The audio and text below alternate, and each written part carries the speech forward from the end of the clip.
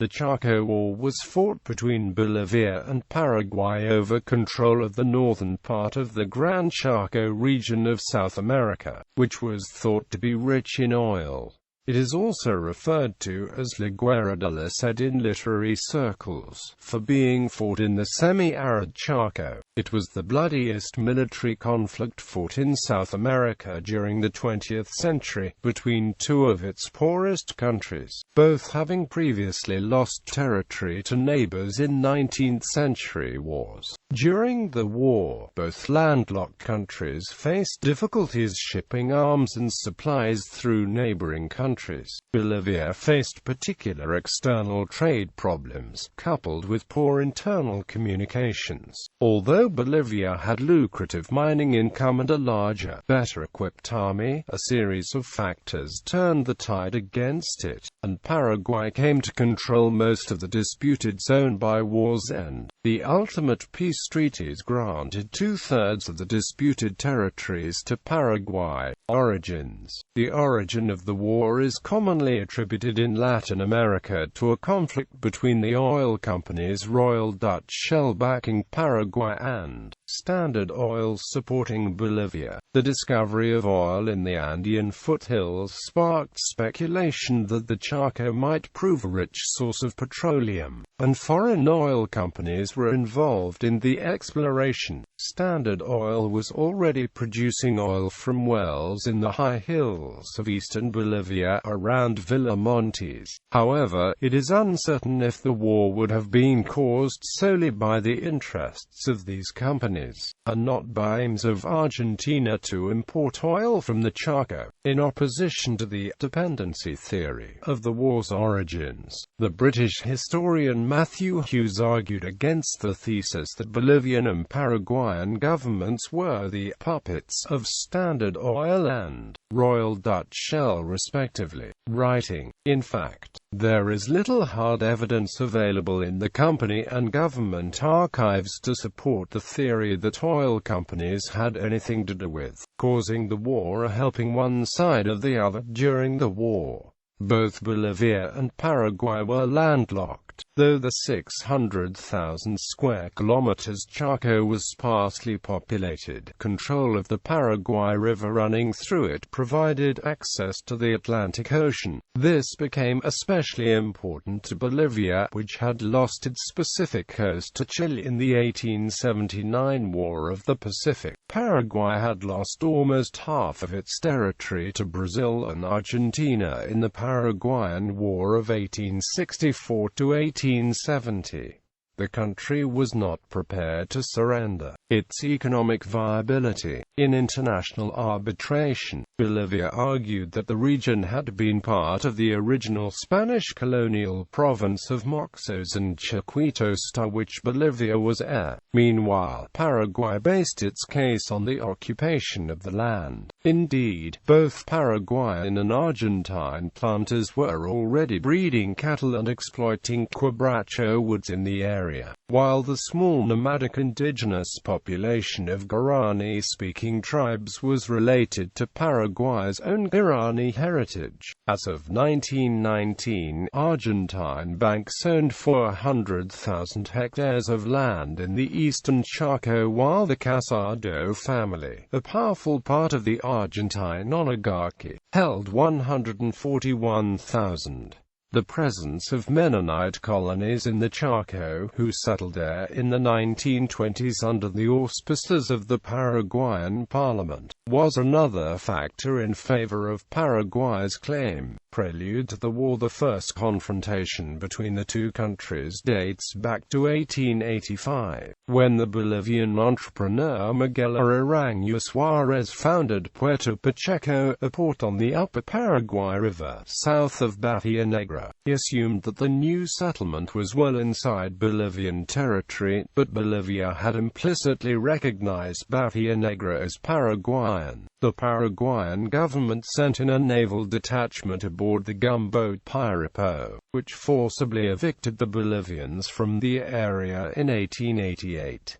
Two agreements followed, in 1894 and 1907, which neither the Bolivian nor the Paraguayan parliament ever approved. Meanwhile, in 1905 Bolivia founded two new outposts in the Chaco, Bolivian and Guashala, this time along the Pilcomayo River. The Bolivian government ignored the half-hearted Paraguayan official protest. Bolivian penetration in the region went unopposed until 1927, when the first blood was shed over the Chaco Boreal. On the 27th of February, a Paraguayan Army foot patrol and its native guides were taken prisoners near the Pilcomayo River and held in the Bolivian outpost of Fort Sorpresa, where the commander of the Paraguayan platoon, Lieutenant Adolfo Rojas Silva, was shot and killed in suspicious circumstances. Fortin was the name used for the small pillbox and trench-like garrisons in the Chaco, although the troops' barracks usually were no more than a few mud huts. While the Bolivian government formally regretted the death of Rojas Silva, the Paraguayan public opinion called it murder, after the subsequent talks arranged in Buenos Aires failed to produce any agreement and eventually collapsed in January 1928. The dispute grew violent. On the 5th of December 1928, a Paraguayan cavalry unit overran Fort Vanguardia, an advance outpost established by the Bolivian army a few miles northwest of Bahia Negra. The Paraguayans captured 21 Bolivian soldiers and burnt the scattered huts to the ground. The Bolivians retaliated with an airstrike on Bahia Negra on the 15th of December, which caused few casualties and not much damage. On the 14th of December, Bolivia seized Fort Boquerón, which later would be the site of the first major battle of the campaign, at the cost of 15 Paraguayan dead. A return to the status quo ante was eventually agreed on the 12th of September 1929 in Washington, under pressure from the Pan American League. But an arms race had already begun and both countries were on a collision course.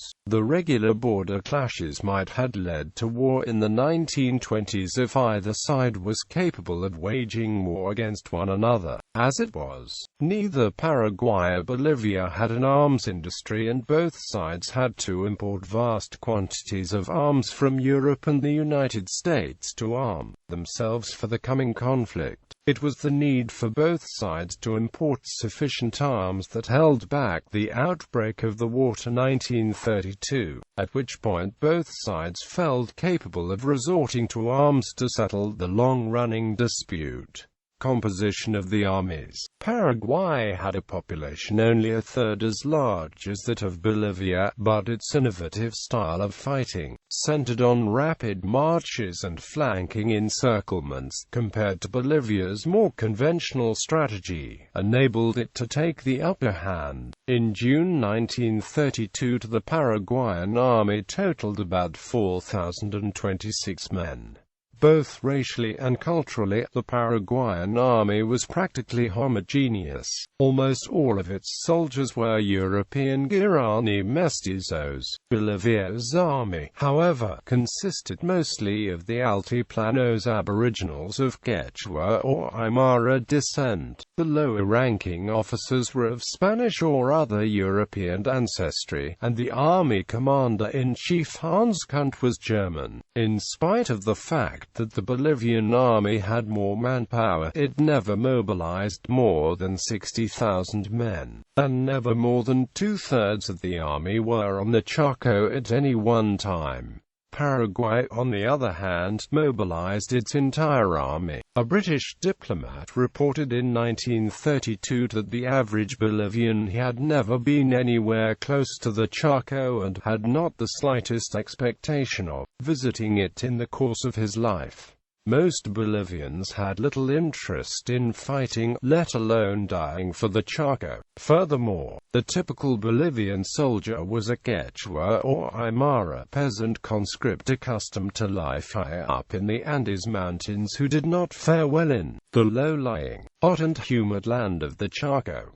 Paraguay's war effort was a total one. Buses were commandeered to transport troops, wedding rings were donated to buy weapons, and by 1935 Paraguay had widened conscription to include 17-year-olds and policemen. Perhaps the most important advantage enjoyed by Paraguay was that the Paraguayans had a rail network running to the Chaco comprising 5 narrow-gauge railroads totaling some 266 miles running from the river ports on the Paraguay River to the Chaco, which allowed the Paraguayans to bring men and supplies to the front far more effectively than the Bolivians ever managed. In 1928, the British legation in La Paz reported to London that it would take the Bolivian army 2 weeks to march the men and supplies to the Chaco, and that Bolivia's inordinately long lines of communication would favor Paraguay if war should break out. Furthermore, the drop in altitude from 12,000 feet in the Andes to 500 feet in the Chaco imposed further strain on Bolivia's efforts to supply its soldiers in the Chaco. Bolivia's railroads did not run to the Chaco, and all Bolivian supplies and soldiers had to travel to the front on badly maintained dirt roads. Hughes wrote that the Bolivian elite was well aware of these logistical problems, but throughout the war, Bolivia's leaders had a fatalistic outlook. Bolivia's elite took it for granted that the fact that the Bolivian army had been trained by a German military mission while the Paraguayan army had been trained by a French military mission, together with the tough nature of the Quechua and Aymara Indian conscripts and the will to win, would them the edge in the war. A recurring theme in the thinking of Bolivia's elite was that the training provided by the German military mission, the presence of several German officers like Kunt commanding the troops, and sheer willpower and determination were all that was needed for victory. While both armies deployed a significant number of cavalry regiments, these actually served as infantry, since it was soon learned that the Chaco could not provide enough water and forage for horses. Only a relatively few mounted squadrons carried out reconnaissance missions at divisional level. In the course of the conflict, Paraguayan factories developed their own type of hand grenade, the Carambi, and produced trailers, artillery grenades and aerial bombs. The Paraguayan war effort was centralized and led by the state-owned National Dockyards, managed by José Bozano. The Paraguayan army received the first consignment of Carambi grenades in January 1933. The Paraguayans took advantage of their ability to communicate over the radio in Guarani, a language not spoken by the average Bolivian soldier. Paraguay had little trouble in transporting its army in large barges and gunboats on the Paraguay River to Puerto Casado, and from there directly to the front lines by railway, while the majority of Bolivian troops had to come from the western highlands, some 800 kilometers away, and with little or no logistic support. In fact, it took a Bolivian soldier about 14 days to traverse the distance, while a Paraguayan soldier only took about 4. The heavy equipment used by Bolivia's army made things even worse. The poor water supply and the dry climate of the region played a key role during the conflict.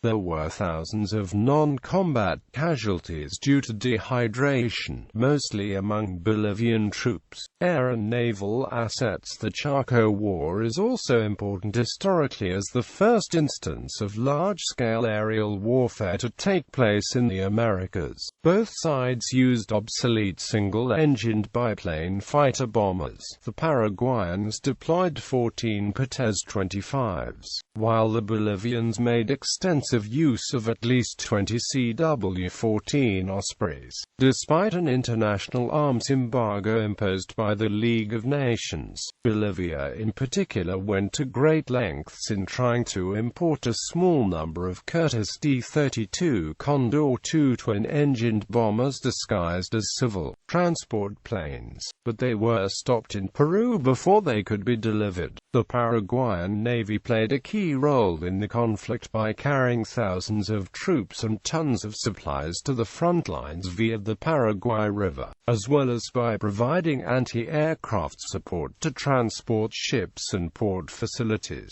Two Italian-built gunboats, the Untitled and Paraguay, ferried troops to Puerto Casado. On the 22nd of December 1932, 3 Bolivian Vickers Vesper attacked the Paraguayan riverine outpost of Bahia Negra on the Paraguay River, killing an army colonel, but one of the aircraft was shot down by the gunboat Chaco War. The two surviving Vesper met another gunboat, the Untitled, while flying downriver.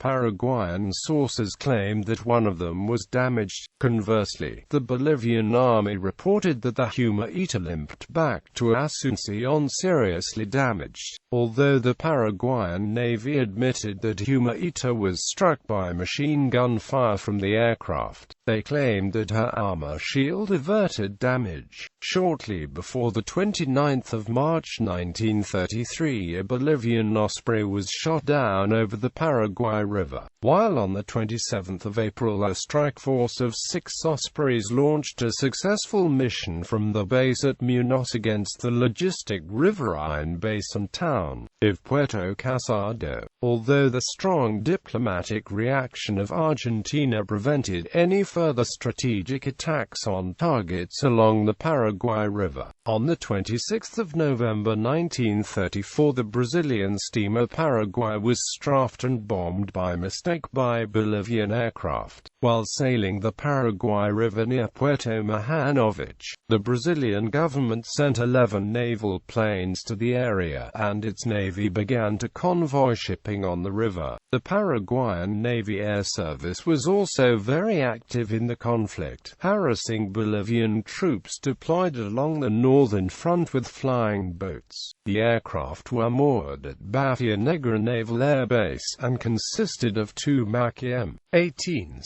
These seaplanes carried out the first night air attack in South America when they raided the Bolivian outposts of Vitrianes and San Juan, on the 22nd of December 1934. Every year since then, the Paraguayan Navy celebrates the Day of the Naval Air Service on the anniversary of the action. The Bolivian Army deployed at least 10 locally built patrol boats and transport vessels during the conflict, mostly to ship military supplies to the northern Chaco through the Mamoré Madeira system. The transport ships Presidente Saavedra and Presidente Siles steamed on the Paraguay River from 1927 until the beginning of the war, when both units were sold to private companies. The 50-ton armed launch Tahu Manus, based in the Mamoré Madeira fluvial system, was briefly transferred to Laguna Caceres to ferry troops downriver from Puerto Suarez, challenging for 8 months the Paraguayan naval presence in Bahia Negra. She was withdrawn to the Itanes River in northern Bolivia after Bolivian aerial reconnaissance revealed the actual strength of the Paraguayan Navy in the area.